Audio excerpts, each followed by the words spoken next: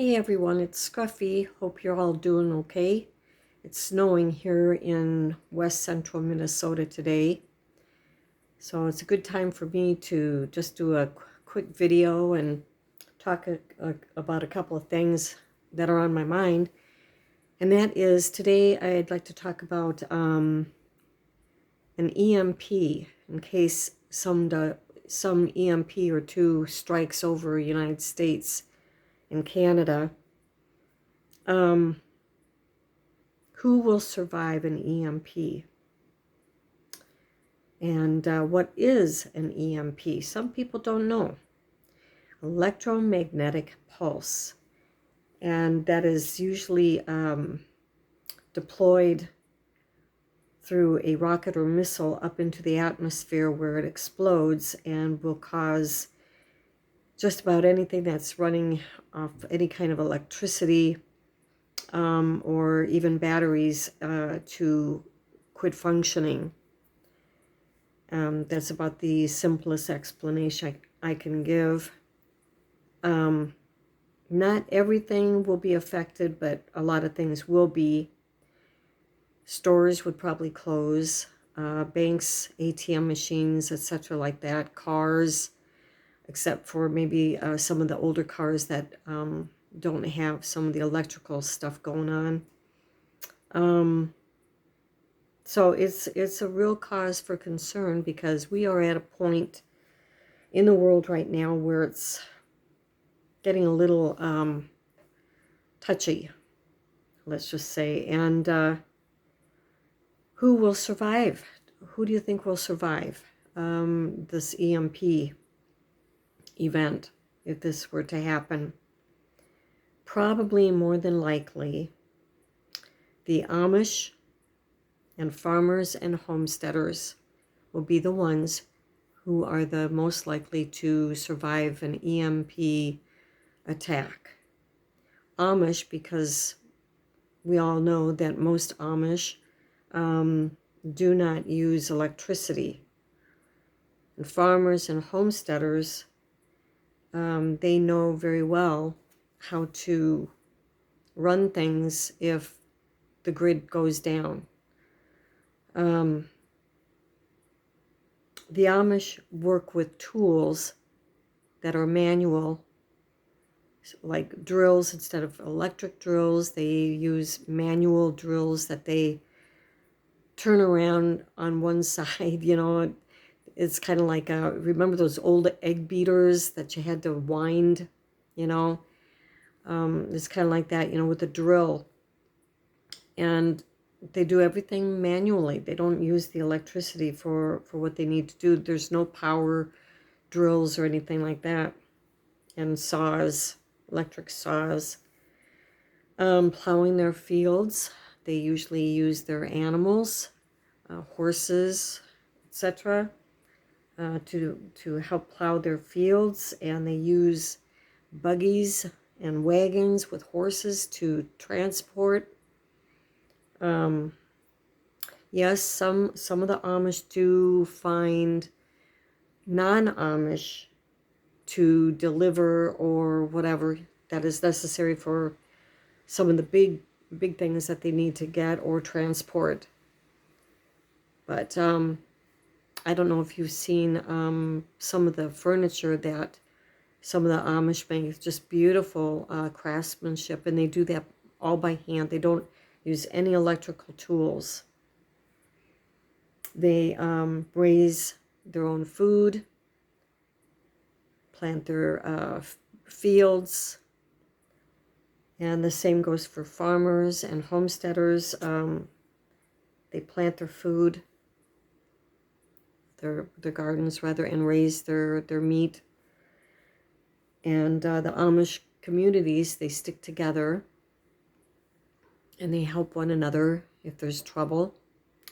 They build their own houses, their furniture, they sew their own clothes. They are extremely self-sufficient, and that is key, being self-sufficient as much as possible off-grid, especially in the event of an EMP attack or the grid going down for whatever reason. Now on YouTube, you could see my TV here. There's right over here, survival lessons from the Amish. And that's posted by Survival Dispatch. And then the next one is Amish Survival Secrets and How to Set Up a Sustainable Water. Amish Survival Secrets. And the next one, 3 Ways Amish Keep Food Cold. Amish America. And there's all kinds of types of YouTube videos that you can find out what you need to know, what you want to learn, what you want to write down, and look up other stuff too for whatever you need. How to fix a car, whatever the problem with the car is, you know, water heater, whatever kind of appliance that you have that needs to be fixed or whatever. You can usually find that on YouTube or at least some articles. And if not, always try your local library. And also you can probably go into a shop, like a vacuum cleaner shop, and say, hey, I need something just real simple. I was just wondering if I could ask a couple of questions. And most of the time, you know, people are nice and they will tell you. The Amish, the Amish women sew with a sewing machine, but it's not electric. It's the old kind where you use your foot. It's like a big pedal type of thing, and you just move the foot up and down, so it moves the needle and everything. It's quite amazing what they used to have back in the 1800s, these sewing machines. And that's what they still use. They use stuff like that. Let's see what else I want to talk about. Now, some of the things that are not going to be functioning, like I said, is cars, because of the electricity that is in the cars, you know, the different things that have to run off electricity. But the older cars, you might see quite a few classics on the road if an EMP happens, but because they just literally run off gasoline and that's it. There's no electrical stuff going with it. Who is the most unlikely to survive an EMP? And that would be city dwellers, apartment dwellers, people who have not prepared, people who rely on everything that runs on electricity, like oxygen, cars, ATM machines, stores, etc. These people won't live very long. They will run out of food and water at some point.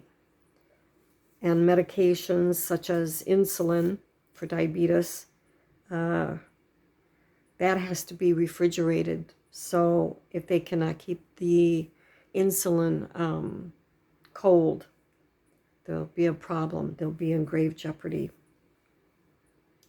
When chaos happens in an event like this, crime rises quite a bit.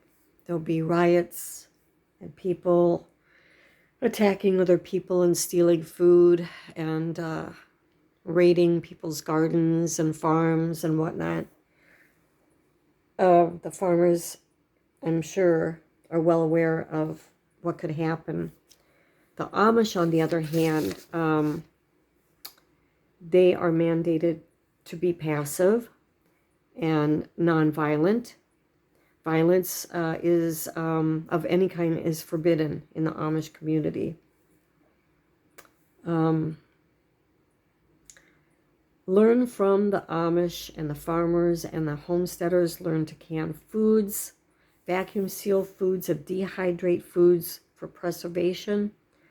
Learn new kinds of recipes that you can make without using electricity. Cooking your foods like on a wood stove, or I got a hibachi. When was it? Last week or the week before, I got a hibachi. I haven't put it together yet, but I need to do that. But once I put it together, it'll be ready to go. I can go outside, not using it inside, of course, because that would be very dangerous. But I could go outside and I will be able to boil water or whatever it is that I need to cook on the hibachi, as long as I've got either coal or even wood. I can do that outside. It's cast iron. I live in an apartment, so I can use that. Other people, they have grills outside. You want to make sure you have enough propane. You can use a Coleman butane or propane camping stove. These type of things you should have on hand. Barbecue grills for people who can have that in their apartment balconies or whatever. Some allow it, some don't, depending on the county or the state.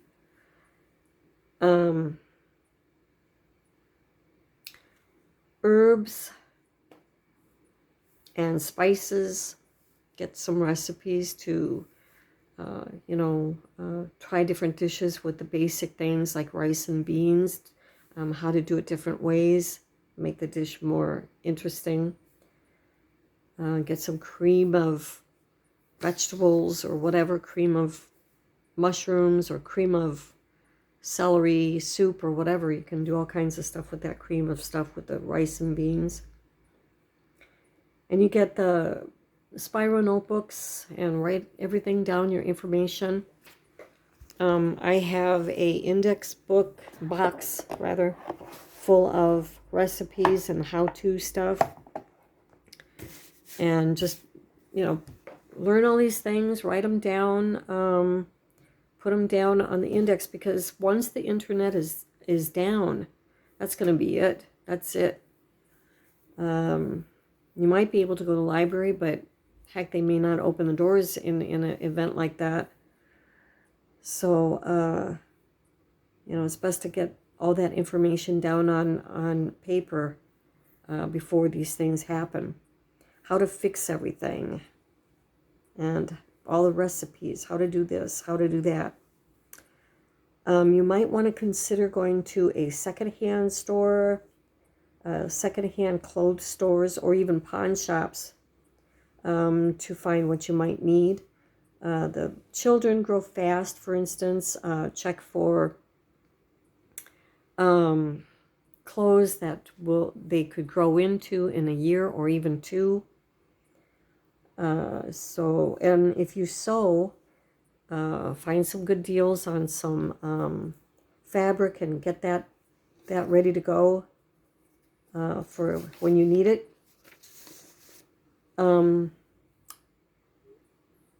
There's a lot of information on YouTube right now, and we're really fortunate to have all this information so we can learn all these things that we can do. I never canned before in my life. My mom was raised on a farm. She was the oldest of 9 kids, and I never learned from her farming. I guess she never really wanted to get into that part of her life. She had gotten married, and we didn't farm, but she knew all about farming. And so I kind of missed out on that, and I never learned how to can or anything like that. I had to learn on my own, and I did it. You learn. I watch YouTube, and I learned how to do this, that, and the other thing. I've learned how to put belts on in the car when a belt breaks, stuff like that. Oil change. Women, you can do all these things. You can do it. If I can do it, you can do it. Get all the supplies that you need. Get your seeds if you have property, if you've got a home in the suburbs or whatever, you got a little tiny piece of property, you can definitely plant stuff, spinach and lettuces and all kinds of stuff. You can, forget the flowers, your pretty flowers that you want to put in there. What is it that my mom always planted every spring? She'd go to the nursery and get marigolds. They were beautiful. But this isn't the time for the beauty part. If you can plant all the spinach and all these different things, take place of where you used to put flowers, put food, utilize all the space you can, and get those little seedlings started, or go to your nursery and get those things pretty soon. Here in Minnesota, we plant usually after Memorial Day because it's still pretty cold up here. Water supply. Learn about how to filter your water, whether it's from the faucet, but in an EMP, you probably won't have water because it's not going to be able to pump because that's done by electricity. So find out where your water sources in town are, your lakes, your streams, whatever. Here up in Minnesota, you're bound to run into lakes and rivers and everything. I'm surrounded by lakes, but I'd have to walk there. I would have to walk down by the lake and gather water. And then I'd have to put it through a filter system before I would drink it. Yeah. Quit putting stuff off. Get to these things right away. Amish farmers and homesteaders and Amish and farmers and homesteaders, they keep in shape. They're in shape. They work out there every single day. They're physically, hauling stuff, lifting stuff, feeding the animals, gardening, plowing their fields, whatever it is that they have to do. They're physically doing this about every day. Well, and they got to feed their animals every day, but this is what they do every day. They're used to it. They're physically fit. Most are physically fit.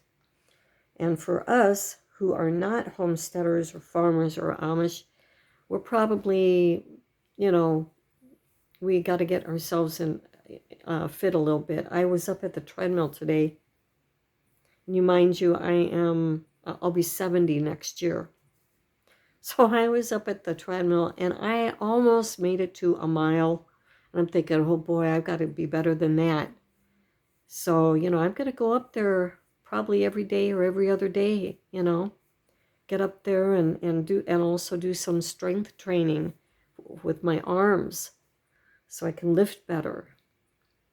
But I want to be healthy. I want to be healthy in case at any time I want to be healthy, but especially if the EMP or whatever hits the fan,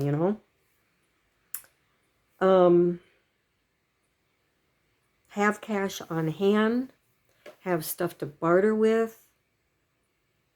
If you can't use an ATM machine because of an EMP, that's it. You're not going to be able to get your money out. It's not going anywhere, and you're not going to have any cash. So get some cash and get stuff to barter with. I like to barter with chocolate, and I still need to get cigarettes and booze. I have to have somebody take me over to these places. I'm not one for buying cigarettes and booze, but I'd like to have that on hand in case somebody really needs it. But and medicines, get your over-the-counters and your medicines, talk to your doctor about it. Okay, so here's some sites that I was looking at.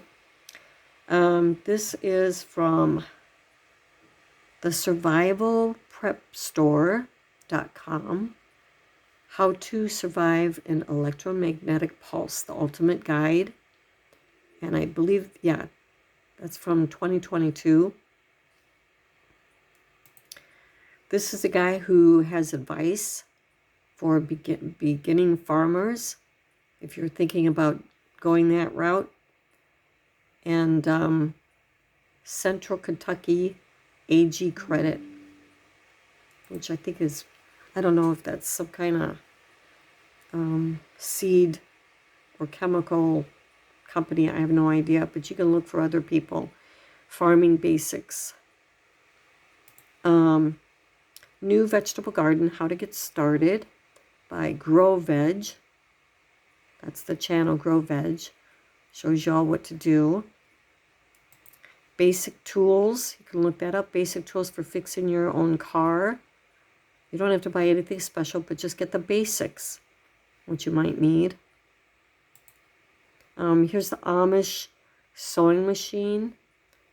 You can look that up. They have different articles on this machine.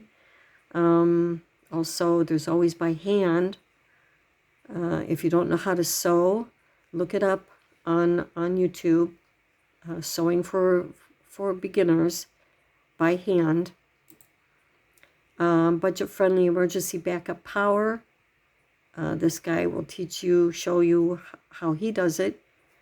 And you want to get the generators either with gas, one with gas and one with solar power. Be sure to have one with solar power, so you won't have a problem. If you want to keep your food cold or whatever, maybe you have somebody in your family that needs oxygen. There's all kinds of different generators, but you want something that's safe inside the home for something like that. And that would be probably a solar-powered generator. Okay, this person, which I do visit this one very often, City Prepping. How to purify and filter water, making it safe to drink. And right off the bat, he's talking about the Indonesia tsunami that happened in 2004. Obviously, they would have a problem finding good water. And then there's a YouTube channel that is really fascinating. This guy, tons of videos out on how to do stuff that they did back in the 1700s. This one, how to build an earthen oven and use it in the same day. And he shows you how to build this little oven outside. And he can bake bread or whatever in that little oven. It's pretty cool. I've seen this. And he's got another one too. Portable from the first portable mud oven, 18th century cooking. Let's see. Yeah, Townsend's. Let me see. I'm just going to go over here a little bit. 1 millionth and beyond, nationwide. Okay. Today, I've got some. He does some really neat stuff. You just got to check it out. It's pretty cool. But he, let's see. There it is. If you ever wanted to make a pizza with the real deal. Anyways, so those are some things I wanted to touch on today. Who will survive an EMP? Hopefully we will, because we are prepared and we're smart. And we will have the things that we need. But got to take care of each other too, you know. Take care of your family and help others in your community. I did talk to a lady at the emergency management over at the sheriff department, and she goes out and talks to different organizations like senior clubs, senior citizen clubs, stuff like that, on how to prepare for emergencies. But she has not talked to anybody about EMPs or nuclear fallout. She has not talked about it. And I suggested that brochures or flyers or whatever pamphlets be handed out to the community in the event that that happens, because my little town of 14 and a half, 15,000 people, we don't have fallout shelters. We don't have bomb shelters. We don't have any information. And the only information that people have seen is with Biden getting on TV, or not Biden, but some kind of commercial on TV saying, if in the event of a nuclear blast or whatever, get inside and stay there until further notice. That's it. That's all they say. And that's not going to help you. That's not going to help any of us. We're going to be left on our own. So, anyways, this lady wants me to keep in touch with her, and I even suggested, because she was wondering, well, how are we supposed to get all the information out to people with pamphlets? And I said, grocery stores. They all have, those little free newspaper things and real estate stuff in the front. Put out pamphlets, brochures, pamphlets, whatever you call them, and put them up there by the grocery stores. There's, we've got Walmart here, Target, Aldi, Cub, Alden's, grocery stores here. And definitely everybody shops at these stores. They all can have, pamphlets or brochures, giving us a lot more information what we can do in those kind of events. But anyways, that's something else that people can do. It is to let inform other people, because if you don't inform other people, if we don't get the message out there, and everybody is asleep and they are clueless, it means that they're going to come after you because you are the one that is prepared. So anyways, that's it for today. Tomorrow I hope to get over to Aldi. Want to take a look around there tomorrow. I haven't been there for a little while. So anyways, take care, and I'll get back with you later.